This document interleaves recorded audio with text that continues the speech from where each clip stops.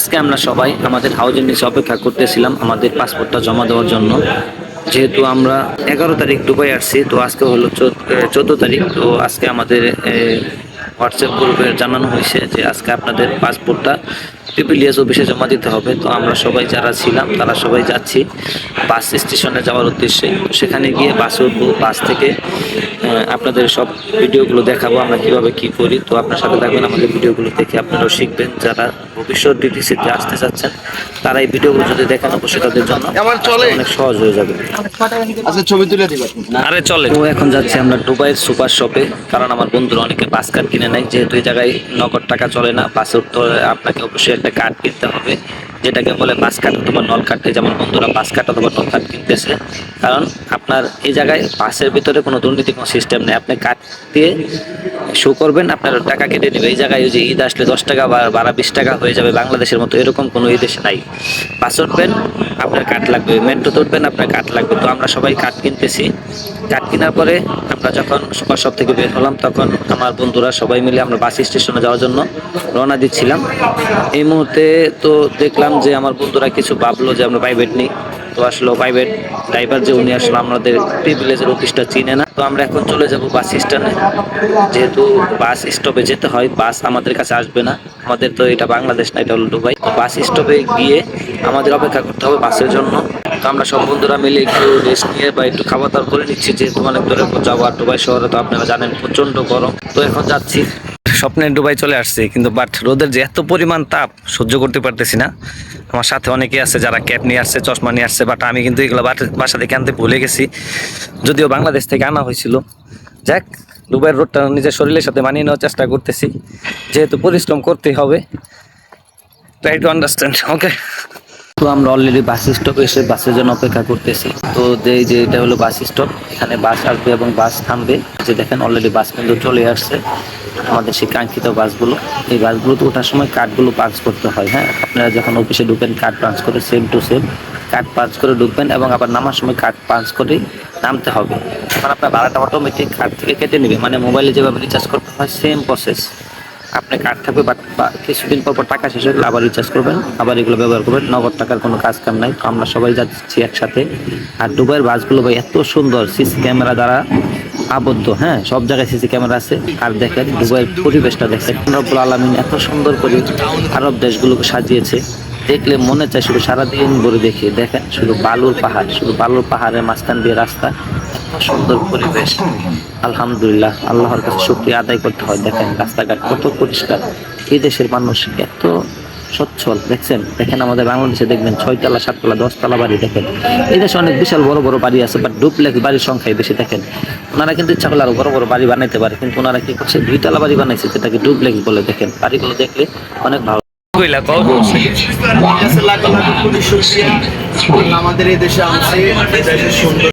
তোমার কথা কি বন্ধু, যেন সবাই দেশে আসতে পারে নাকি? ইনশাআল্লাহ, এই দেশের সৌন্দর্যটা উপভোগ করতে পারে। অবশ্যই। এই দেশে অনেক কিছু শিকার আছে, বাংলাদেশ থেকে ওইখান দেশে অনেক কিছু শিকার আছে, জানার আছে। আর বিশেষ করে ইনশাআল্লাহ সবাইকে আল্লাহ ভালো একটা কামাইটা দেখ, আমাদের সবাইকে এটাই দোয়া করি। সবাই যেন এই দেশে সুন্দরভাবে বাস করতে পারে, দেশে আইন কানুন নিয়ম মানে। বন্ধু, এই দেশে যদি সবাই যদি আসে, তাহলে তো বাংলাদেশে দুর্নীতি বলতে কিছু থাকবো না। কারণ এই জায়গা থেকে তো মানুষ দুর্নীতি সব ভুলে যাবে, ওই জায়গা থেকে বেড়াইতে আসে। ভাই আমরা মানুষ, আমরা এখান থেকে ভুলে যাইলে ওই আমি বলি এক তালে খেলে অন্য তালে যে আরেক কোন কাজ যায়। এখান থেকে যাওয়ার পর অনেকে আবার মনে করো যদি সচেতন হয় তাহলে তো আমাদের, কিন্তু সচেতন না হলেও আবার ওই বাংলাদেশ যাই আবার ওই লোকাল বাস দ্বারা তাহলে বন্ধু কথাই তো আছে, সঙ্গ দেশের লোহা বাস। ওই দেশে যাই আবার ওই দেশের মানুষের মতো হয়েছে কোনো অবস্থায় না। যাক, সবাই আসেন, আইসা দেখেন। আর এই দেশে নিয়ম ভঙ্গ করলে তো জরিমানা, টাকা দাও প্রত্যেকটা জায়গায়। বাংলাদেশে তো নিয়ম ভঙ্গ করলে জরিমানা নেই, জরিমানা নাই। যদি জরিমানা থাকতো, সিস্টেমটা চালু থাকতো, তাহলে অবশ্যই মানুষ, তাহলে অবশ্যই মানুষ সচেতন। বাংলাদেশে এগুলো সম্ভব হবে না, কারণ আমরা মানুষরাই খারাপ, আমরাই খারাপ। এটাই সত্যি কথা বন্ধু, এটাই সত্যি কথা। নিজেরাই খারাপ। তাহলে তুমি বলতেছো সরকারের দোষ নাই এই জায়গায় নাকি? না, সরকার মানুষ সচেতন হলে সরকার। মাশাআল্লাহ, আলহামদুলিল্লাহ। দেখেন বাইরের দৃশ্যটা কতটা সুন্দর দেখা যায় বাস থেকে, সত্যি অসাধারণ। আল্লাহর সৃষ্টি অনেক সুন্দর।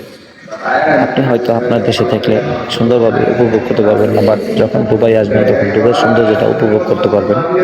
আমরা যখন বাস দিয়ে মেট্রোতে যাচ্ছিলাম তো হঠাৎ করে দেখেন একটা চোখে পড়লো অনেক বড় একটা বাড়ি, কিন্তু সত্যি এটা বাড়ি না, এটা হলো একটা বাস। বাসের যে সাইডগুলো আছে এগুলো তাহলে বন্ধু আজকে আমরা কোথায় যাচ্ছি? আজকে আমরা প্রিভিলেজ আবু হাইলে যাচ্ছি আমাদের কাঙ্ক্ষিত পাসপোর্টটাকে জমা দেওয়ার জন্য, আমাদের ভিসাতে আগানোর জন্য। আমরা তো মাত্র দুবাইতে জন্মগ্রহণ করলাম, এখন তো আমরা তো মনে করো কোনো রেসিডেন্স পাইলাম না। আচ্ছা, তাহলে আমরা দুবাইতে আসছেন কত তারিখে? 11 তারিখ সন্ধ্যা 6টা। তাহলে এখন হলো 15 তারিখ আজকে, না?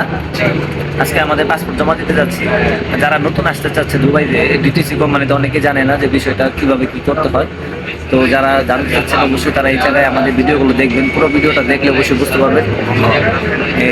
যেহেতু আমরা 11 তারিখে আসছি, আজকে হলো 15 তারিখে, আজকে ডিটিসি কোম্পানির একটা নির্দিষ্ট এরিয়া আছে, ওই জায়গায় গিয়ে আমাদের পাসপোর্টটা জমা দিতে হয়। তো আমরা যাচ্ছি পাসপোর্টটা জমা দেওয়ার জন্য। জমা দেওয়ার পর পরের প্রসেসিং শুরু হবে। Medical finger. হ্যাঁ, তো এখন আমাদের সাথে অনেকে আছে, আমাদের যারা সবাই জায়গায় আছে, এক বাসে আছি, সবাই যাচ্ছে পাসপোর্টটা জমা দেওয়ার জন্য। বলতে যাচ্ছ সাকিব, এই দুবাই বা আরব আমিরাতে যারা আসতে চায় তাদের ভাষা শেখাটা একটু জরুরি, তাই না?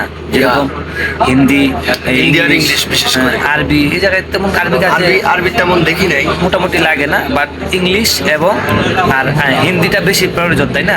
যারা নতুন আসতে চায় তারা যদি হিন্দি ভাষা সুন্দরভাবে বলতে পারে তাহলে এবং বুঝতে পারে, তাদের জন্য আরব আমিরাত খুবই সহজ জায়গা, নাকি? এই দেশে মেইন বিষয় হলো ভাষাটা মানুষের সাথে কমিউনিকেশনটা সুন্দর করতে হয়। যদি আপনি সুন্দরভাবে কমিউনিকেশন করতে পারেন, এই জিনিসটা আপনার জীবনে অনেক ভালো হবে।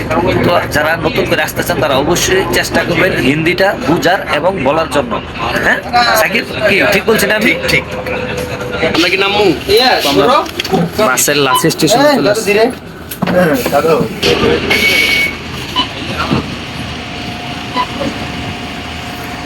আমাদের বাস স্টপে নেমে পড়ছি আমরা, এখন যাবো মেট্রোতে গিয়ে উঠবো। মেট্রো থেকে আবার একটা স্টেশনে নামার পরে সেখান থেকে আমাদের পাসপোর্টগুলো জমা করার চেষ্টা করবো। তো চলেন মেট্রোতে যাই। বাস থেকে নেমে আমরা মেট্রোতে উঠতেছি। তো যেহেতু এটা একটা সেফ কান্ট্রি, অনেক সময় ভিডিও করার অনুমতি থাকে না। আলহামদুলিল্লাহ, মেট্রো থেকে দুবাই শহর আরো অনেক সুন্দর। ভাই সত্যি অবাক হয়েছি, এত সুন্দর শহর দেখছেন ভাই, বলার মতো ভাষা আমি খুঁজে পাচ্ছি না। আসলেও আমি অবাক হয়েছি, যতটুকু অবাক হয়েছি আলহামদুলিল্লাহ, আল্লাহর কাছে শুকরিয়া যে দুবাই শহরটা দেখার মতো সুযোগ পেয়েছি। এটাই আমার কাছে অনেক কিছু মনে হচ্ছে। আলহামদুলিল্লাহ, আমরা আমাদের কাঙ্ক্ষিত পাসপোর্টগুলো অফিসে জমা দিয়েছি এবং আমরা মেট্রো দিয়ে ব্যাক করতেছি। সবাই আমাদের জন্য একটু দোয়া করবেন, আমরা যেন সফল হতে। এই বিদেশের মাটিতে আপনাদের দোয়াটাই আমাদের সবচেয়ে বড় প্রাপ্য। এটাই সাকিব, কোন জায়গায় এসো? এটা দুবাই? কাম তো দুবাই না? মেট্রো থেকে নেমে গেলাম। তো ভাই, যারা আসবেন একজন পরিচিত ভাইকে নিয়ে আসবেন। দেখেন আমাদের সাথে একজন পরিচিত ভাই আছে, উনি না আসলে হয়তো আমাদের একটু কষ্ট হয়ে যেত, জানতেই পারতাম না। দেখেন তো আসলে এই বিদেশে বাড়ি কেউ কারো উপকার করতে চায় না, তারপরে একজন ভাইকে পেলাম। আমাদের বলতে পারেন বাংলাদেশে একজন মানুষ, খুব সুন্দর মনের মানুষ। তো পাসপোর্ট জমা দেওয়ার পরে দুবাই শহরটা একটু ঘুরে দেখার চেষ্টা করতেছি আমরা। তো আমরা আবার মেট্রোতে, দুবাইয়ের রাস্তাঘাট এত সুন্দর পরিষ্কার দেখেন। আজকে এটা আমাদের বাংলাদেশ হলে এই জায়গায় থাকতো বিড়ি সিগারেটের দোকান, এই পেনের দোকান, হাফ প্যান্টের দোকান, কত দোকান পাইতেন, বাট এই জায়গায় এগুলো না। এগুলো থাকলে সাথে সাথে সিআইডি এসে আপনাকে নিয়ে যাবে। এই জায়গায় এই অপশনের সুযোগ নেই, কারণ নিয়ম সবার জন্য মানতে হবে। রোডটা পার হওয়ার জন্য ওনারা লিফট দিয়ে দিছে। তো এখন আমরা প্যাভিলিয়ন অফিস থেকে পাসপোর্ট জমা করে, ডিটিসির প্রথম ধাপ ছিল এই পাসপোর্ট জমা দেওয়া। হ্যাঁ, অলরেডি আজকে পাসপোর্টটা জমা দিয়ে আসছি। তো আমার বন্ধুর অনুভূতিটা একটু শুনি। বন্ধু, হ্যাঁ, তোমার অনুভূতিটা আজকে কেমন বলো তো? ভালো।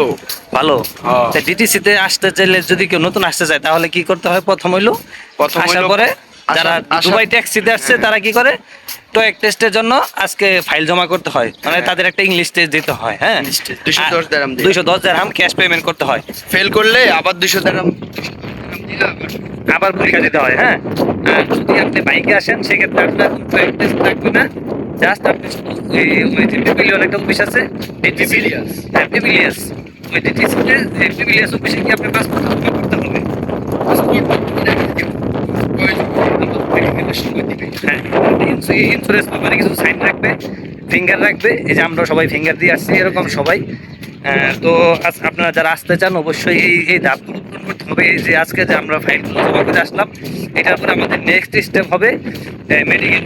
হ্যাঁ, মেডিকেল যদি আমরা টিকে যাই সেক্ষেত্রে আমরা নেক্সট স্কুলে ভর্তি হওয়ার জন্য ফিঙ্গার এই স্কুলে ভর্তি হওয়ার প্রসেসটা শুরু হবে। হ্যাঁ, তো এই যে এই কাজগুলো প্রসেসিং বা 1 থেকে 2 মাস লেগে যায়, বর্তমানে লেগে যাচ্ছে, সময় বেশি লাগতেছে। তো এই জিনিসগুলো মাথায় রেখে, হ্যাঁ, উপায় পড়ছে এই কারণে একটু সময় লাগে। তো যাই হোক, যদি এই জিনিসগুলো মাথায় রেখে সবাই বুঝে শুনে ডিটিসিতে আসার চেষ্টা করবেন।